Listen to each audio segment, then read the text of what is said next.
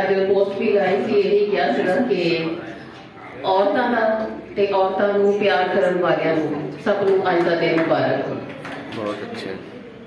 ਤੇ ਇੱਕ ਛੋਟੀ ਜਿਹੀ ਨਰ ਆਪਣੀਆਂ ਸਾਰੀਆਂ ਭੈਣਾਂ ਦੇ ਨਾਮ। ਮੈਂ ਕਿਹਾ ਅੱਬਾ ਮੈਨੂੰ ਲੈ ਜਾ, ਮੈਂ ਕਿਹਾ ਅੱਬਾ ਮੈਨੂੰ ਲੈ ਜਾ, ਮੈਂ ਔਰਤ ਨੂੰ ਜੁੱਤੀ ਕਹਿਣ ਵਾਲੇ ਦੇ ਨਾਲ ਨਹੀਂ ਰਹਿਣਾ। ਵਾਹ। ਮੈਂ ਕਿਹਾ ਅੱਬਾ ਮੈਨੂੰ ਲੈ ਜਾ, ਮੈਂ ਔਰਤ ਨੂੰ ਜੁੱਤੀ ਕਹਿਣ ਵਾਲੇ ਦੇ ਨਾਲ ਨਹੀਂ ਰਹਿਣਾ। ਅੱਬਾ ਪਿਛਲੀ ਪੈਰੀ ਪਰਤ ਗਿਆ ਤੇ ਮੇਰੇ ਘਰ ਆਣਾ ਛੱਡ ਦਿੱਤਾ। और एक और छोटी जी नज़म है, बागी औरत।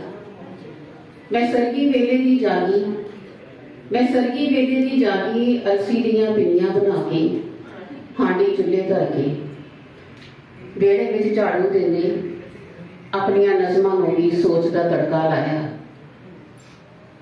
कच्छ च ले निक्के काके नूं दुध पिआंदे मैं सारे टब्बर लई रोटी पकाई। अद्धी राती इस तो पहला, अद्धी राती इस तो पहला फरिश्ते मेरे ते लानत भेजदे मैं उहदी तरे दा घुट बन गई। पर जदों वो साखिया लिखण वाली औरत आवारा हो गई, मैं अधरी ते बागी हो गई। बहुत शुक्रिया।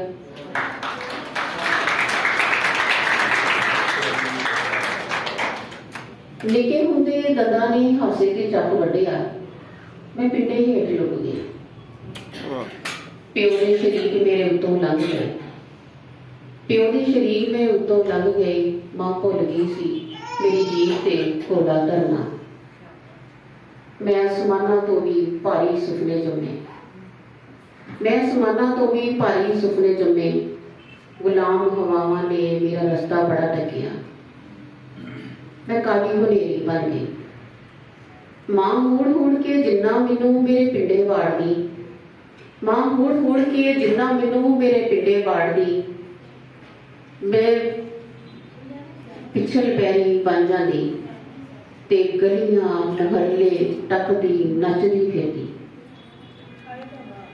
एक दिन शामां नूं मैं पक्की हांडी कोलियां ते रोड़ के अपने पिंडे विचों नस गई।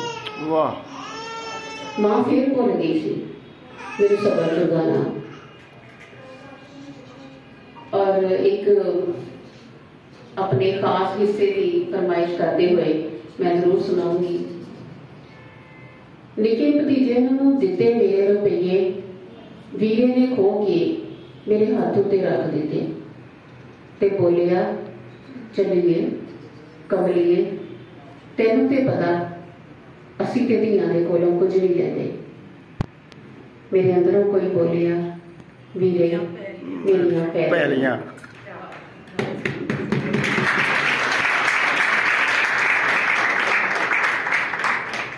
ऐ शरबत दा गिलास भी चुक लै, ऐ शरबत दा गिलास भी चुक लै। चलिए कमलिए तेनू ते पता असी ते धीआं दे घर दा पानी भी नहीं पींदे। मेरे अंदरों फिर कोई बोलिया, वीरे मेरियां पैलियां।